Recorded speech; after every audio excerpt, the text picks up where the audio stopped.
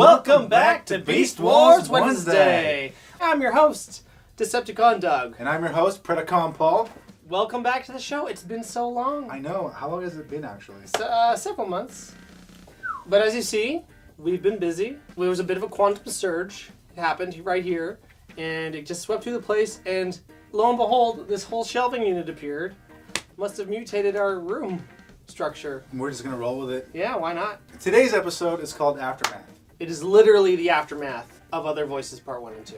It picks up right after the explosion. The Maximals are aghast. Optimus is dead. Kaboom! He went up with that transwarp explosion. Mm-hmm. The Maximals are shocked. They're like, I can't believe this happened. I can't believe they've done this. I can't believe you've done this. All the Maximals are a little distracted, so Black Arachnia takes the opportunity to go like, peace out of here. Slam cut to the Predacon base. They're having a hoot. Megatron, thanks for killing Optimus and to destroying the alien machine. Thanks, Scorponok. Thanks, Waspinator.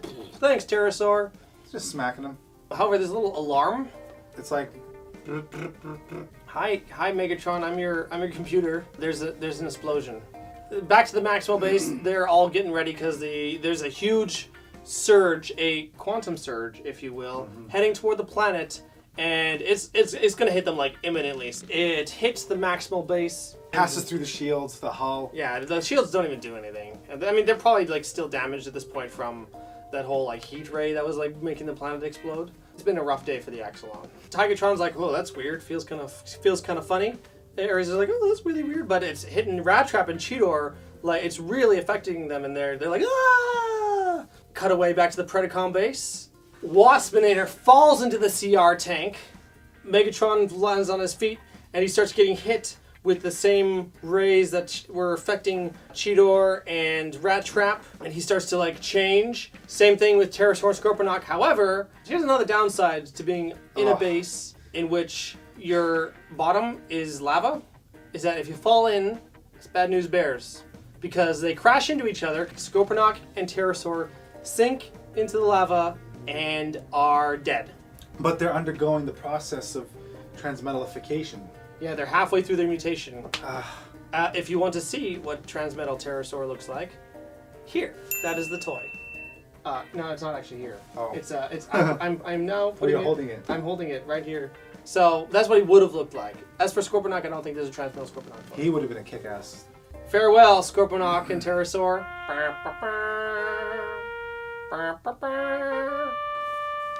The Maximals wake up after getting like knocked out by the quantum surge, like, ugh, what a nice little nap we needed. It was so nice. Actually, apparently it hurt a lot. I guess it's more like waking up from like a hangover. Yeah, a hangover. So the Maximals are hungover. Airazor and Tigatron are like, hey, how are you doing? It's good to see you. That was really bad, wasn't it? Yeah. Hey, well, what's going on with I feel kind of weird, but you know, I'm fine. Did the animation get better while we were asleep? I think the animation got a little bit better. Yeah. And they turn around and like, hey, it's Rattrap. Oh my God! He's silver and shiny, and got different parts. Yeah. Bam! Cheetor too. He's not silver, but he's definitely more shiny. I don't know what was in that quantum surge, but I think it was like those Mr. Clean magic erasers, you know, to really give him a good polish. Yeah. I mean, those things are magical. They are. This episode of Beast Wars Wednesday is not actually sponsored by Mr. Clean magic erasers. However, they're pretty useful. Beast mode! So they transform into beast mode. Hey, we're shiny in beast mode too. Cheetor looks really cool in beast mode. Actually, he does. He's got a good design. Rattrap's a little goofy looking, but you know, you can only make a rat look so cool. Yeah. But he's got wheels. And Cheetor discovers he's got these little gizmos that what do these gizmos do? And it goes around in a circle and crashes. It was a little bit of fun, you know, a bit of a comedy moment, but it also like makes sense because hey, they don't know how to use these things. This is brand new to them. Like to pick like what's my favorite of those two in that moment, I would have to say it's when Cheetor is like he's trying not to like move forward because the thrusters are pushing him. Yes. And it's like, have you ever seen a cat like when you're trying to like push them to go someplace and they don't want to go there? Oh yeah, yeah, it is actually kind of, they got the body language down. Yeah, and they're like. Meanwhile, on the Predacon base, Waspinator comes out of the CR tank. There's this ominous dark form with red eyes standing over Waspinator, letting him know he's had a change for the better. Yes. Really like dramatic. Meanwhile, Rhinox and Dinobot come out of the CR chambers. They're given the bad news. BTW. Optimus is dead. Hey, dead! The upside is that Cheetor and Rat Trap are extra shiny now. That's a good trade. Yeah, Optimus no, I for think- shiny butts. Yeah, well, shiny butts are, that's the way to go. Underrated. Tigatron and Ares are off searching for Black Arachnia somewhere in the ship. She's actually grabbing what she thinks is Tarantulas' body. You know when spiders are playing dead and they're all curled up? Yeah. That's what it looks like, only purple and shiny. She takes down the force field that's guarding him, and she starts dragging him off. But when the force field came down, Inferno woke up. He opened his eyes and he's like, I must return to the royalty at once, because I guess he feels like mission complete? He's got his nice little theme song going on. It's like the military drum or whatever you call it. Black Arachnia finds a way out of the base. Out of the base. There's a little compartment. A little compartment. Where she knocks Tarantulas out. Out the door. By the way, Tarantulas is not having any of this. He's kind of in her head, and he's like, hey, In it. cut it out. Quit being such a witch. That's my body. So she finally gets out, and then boom, she gets punched in the face by Airazor. Again. And her and Tigatron are like, haha, we found ya. Next thing you know, you hear, and kaboom, Airazor and Tigatron are knocked out of the episode, and Megatron in his brand new shiny transmetal body appears with Waspinator at his side. And he's mad at Black Arachnia. He's not pleased with her. He knows what she and Tarantulas were up to, which is to ditch him and leave the planet. And she's like, well, you could kill me, but I couldn't help but notice that you're missing Pterosaur and Scorponok. I wonder where they are. Could they have stubbed their toe? Are they having lunch? Did they fall in love and run off together? Are they eloping? Get out of my head. Could you imagine? Do you, Pterosaur, take Scorponok as your lawful wedded husband? Do you, Scorponok, take Pterosaur as your lawful wedded husband? Truth is that Pterosaur and Scorponok are indeed sharing eternity together. They are. But it is not by choice. So Megatron's like, okay, hey, fair point. I'll keep you alive as long as you do what I say. And if you don't do what I say, I'm gonna get mad. But I really do need you as a soldier. I feel like Megatron is always frustrated at how few troops he has. Rat Trap and Cheetor come down to investigate what that boom boom noise was. The boom boom noise was Megatron's gun. Turns out it was Megatron's gun. And then Waspinator comes up behind them and shoots him. Cheetor falls off a cliff. Would have been toast had it been, say, like a couple hours ago. But When he didn't have thrusters. But those come out and he flies right up. Kind of like, woo! I'm a flying kitty cat. Because cats don't fly. Not Spoiler usually. alert. This is much to Waspinator's bewilderment. He's like, wait a minute. Catbot. Fly? And boom, Cheetor gets a drop on him. Took him a long time to kind of process it. Megatron's like, Black Arachnia, shoot! And then Tarantula's like, Black Arachnia, don't shoot! Get my body out of here. And then Black Arachnia listens to Tarantulas because she wants him out of her head. But anyways, Megatron's ticked off, but what can he do? Right now, he's still got this idea that, okay, this is still the time to attack the Maximal Base. Right? So it's like, okay, I can take on Rat Trap. Yeah, whatever. But back in the base, Inferno appears, kaboom, he shoots Rhinox, and him and Dinobot go like head to head for a little bit. Basically, this is to kind of like keep Dinobot out of the way, so the two new Transmetal toys can kind of duke it out and you can see their features. Yeah. Because otherwise, like logically, Dinobot should come out there and actually like even the odds. But this is definitely the toy commercial segment of Aftermath. I would have really liked a little bit more of a battle between Inferno and Dinobot, because again, they don't fight too often, and they are like almost equal. I would say so. Yeah. Yeah. So that's a bit of a wasted opportunity. But no, as it is that they shoot a little bit, and then they start wrestling, and they're like, He's on top of him. He's like, traitor. I like that he like refers to him as the traitor. like he was even there for that. It makes you think that maybe like Megatron just sat Inferno down. He's like, hey, time to talk about Dinobot. He's like, royalty.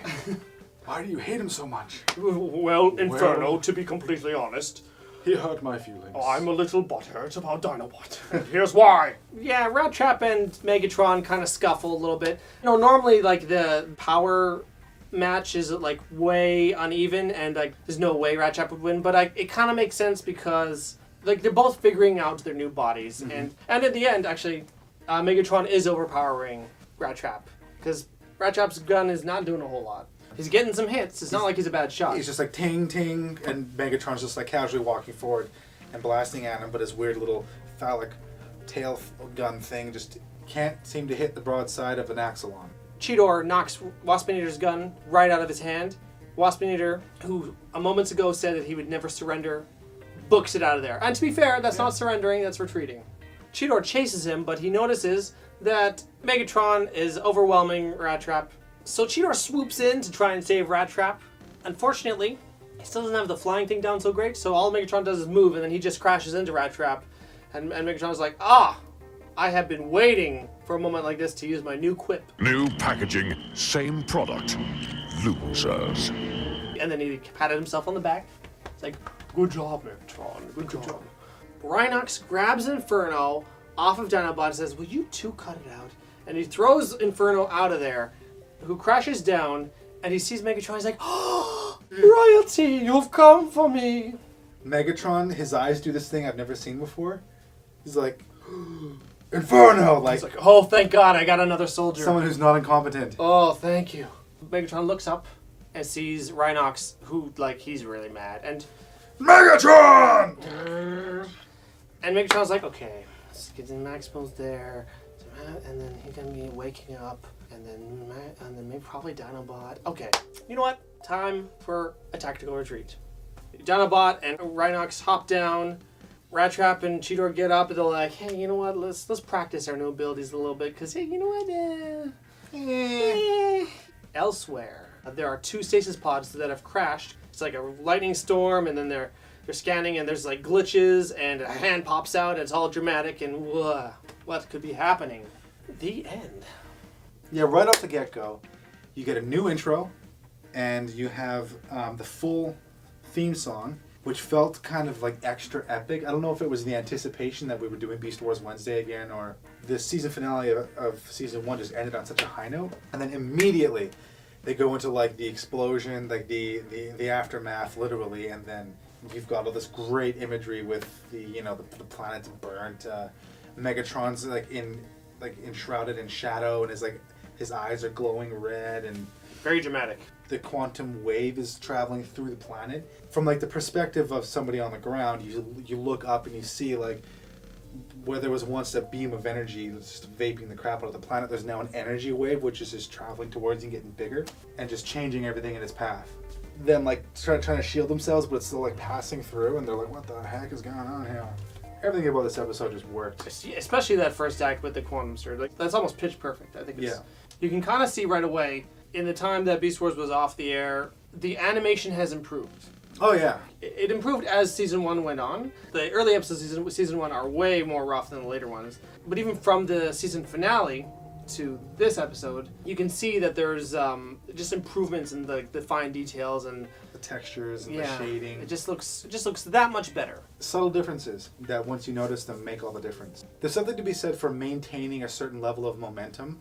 When you have a part 1 or like a season finale, then you have a part 2 that may or may not be directed by the same person who might have a slightly different vision. It's easy for the momentum of whatever was created beforehand to sort of like slow down a bit, and then you lose a lot of energy. I think it's because it picks up right where they left off, and that was only like half of the event. One thing I like about this episode is that it kind of sort of continues the serialized storytelling. It's just a chunk of a bigger story, and it feels like it. There's actually not too much resolution at the end of this. The thing that this mostly establishes, 3 of the characters are now in new bodies. There's still a lot of questions that need to be answered. At the end of this episode, Optimus is still dead. They don't even address the fact that he died. Well, they talk about it. But they don't know. The thing is, they barely address it. But the thing is, though, it's because there's more pressing issues. No, of course. They get attacked by Predacons. They're trying to find Black Arachnia. And at this point, it's like, what can they do? No, I get that, but it's just interesting that was a choice they made when writing this episode. Let's deal with these new bodies. What do kids love? They love flying cats and purple dinosaurs. These are all true things. I love it. Can let's make the purple dinosaur fly. Yes, I love it. Flying dinosaurs. Hey, wait a second. What's better than a flying dinosaur? A flying dinosaur on rollerblades! Boom! You get the one guy in the background. What about Optimus? You shut up! We'll get his toy soon enough. But the thing is, it actually does feel like more bold storytelling. This is still a show that's taking risks, willing to have this cliffhanger. It's not like Optimus blew up And then later this episode, he's like, don't worry, everybody, I figured it out. It's a chance for the audience to still be in suspense. It keeps the kids coming back, you know? I ate it up when I was a kid. Are you kidding me? I could not wait to the next week. Oh, dude, I ate it up like breakfast cereal. So I joke a little bit about the fact that I'm glad to see Scorponok and Pterosaur go. But let's talk about that a little bit. Because this is still a show that is geared towards kids. Older kids. I mean, not that Transformers doesn't have a history of just killing off characters, because it does. Instruments of destruction, tools of power blaze. It's a fire and corruption, existence strips away. You want to talk about not addressed very much. They dropped a line about, like, I don't see Pterosaur or Scorponok there. But, it's also true to character. Like Megatron's going to shed a tear for Scorponok and Pterosaur. Yeah, probably not. Also, what an unflattering way to go. They just crash into each other and land in lava. Like, you kind of know the financial motivations of why they decided to dispatch the characters. They would just want to make room in the cast for, like, new toys, basically. It still is, there's a level of, like, bravery to just like, okay, we're done with you. Like you observed quite a bit in the first season, Scorponok was on like a steady decline. He was becoming less and less relevant. He was becoming more and more of an idiot. Even his purpose within the Predacon camp was becoming obsolete, with Inferno being the loyal kiss-ass, basically. But Inferno had more motivation because of his interesting beast quirk. Also, Pterosaur. I kind of understand that choice as well, because I feel like Pterosaur's arc had kind of like finished. He was really super treacherous at the beginning, and then essentially he kind of got knocked down a few pegs, and there just really wasn't much else to do with Pterosaur. It was less interesting. There was more to him than Scorponok, and I didn't mind Pterosaur. Like, where do you take him from here? What was the last really interesting thing that Pterosaur did in the series? I can't think of it. Yeah, exactly. This used to be one of my favorite episodes. I don't know if I'd rank it there anymore. I think I've seen a few of the cracks. Well, let's see. Like, what are some of the things you didn't like? There's just a few moments in the battle with Megatron and Rat Trap at the end where it just feels a little too, like, clunky. The geography of it, like how the pace of everything, it does kind of feel a bit more like a toy commercial. There's absolutely no reason why Rat Trap shouldn't have started with his pistol. I mean, you're up against Megatron. Are you going to throw rocks at him? Are you going to play chicken with him? In what universe does it make sense for you to not immediately hit him with everything you have? I mean, he was already one of the most dangerous Predacons. The faster you deal with him as a threat, the better off you'll be, especially if you're Rat Trap size. And he's sitting there farting around until finally he's behind a wall and he's got a stupid shield. He's like, but like, why did it take him that long to draw his pistol? There's like too many concessions you need to make for the action to play out properly. Take a look at Cheetor. He's got that cool friggin' hand blaster thing. Why was he busy with his stupid tail thing and hiding behind a wall, waiting for the dangerous Waspinator to come around the corner with that stupid stinger thing of his? So he's hiding behind a wall just to show that he's got that stupid web thing. I understand why they did it, but it doesn't make sense in the context of the story. Obviously, you do want a chance to show off the new abilities of the characters. There's ways of doing that without sacrificing the Yeah. cohesiveness of the battle. To me, it felt very transparent. Like Dinobot being pushed aside and Rhinox being pushed aside for the sake of having Rat Trap and Cheetor as the only ones who can fight against Megatron. I also, again, could have done so much more with Inferno versus Dinobot, but that wasn't the battle that they were trying to push. Again, you have to kind of be true to the characters. Is it true to Inferno or Dinobot's character that they'd just be kind of like on the ground for a little while? I don't think so. I don't think so either. Tigatron and Air Rays are both getting completely sidelined by getting taken out and knocked unconscious by one blast from Megatron. And they are established to be like, decent heavy hitters. So it is a little bit of a shame that it's just like, boom, they're both down. With just a little more spit and polish with that third act, I think it could have been like a great episode. There's enough good stuff at the beginning of it that it's still like a really worthwhile episode to see.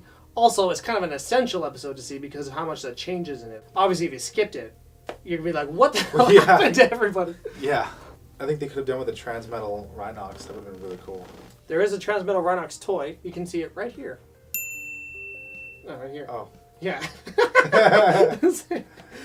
After much deliberation, we are going to give Aftermath 3.5 out of 5 shiny metal dead tarantulas. The episode starts with a bang. And the episode starts with all this momentum, and they're chugging forward to this eventuality. And the eventuality is the Transmetals have to meet, and they have to fight.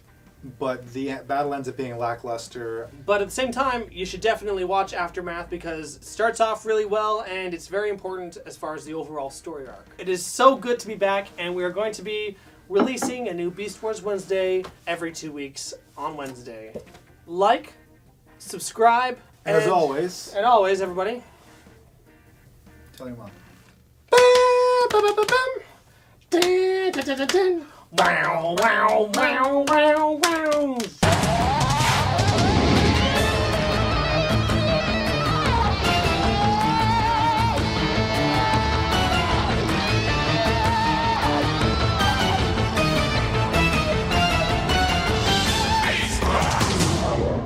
They just kind of pick that name out of a hat. Ratchet's like, we're Transmetal. I like that name, Transmetal. It's almost like it was conceived by a marketing team.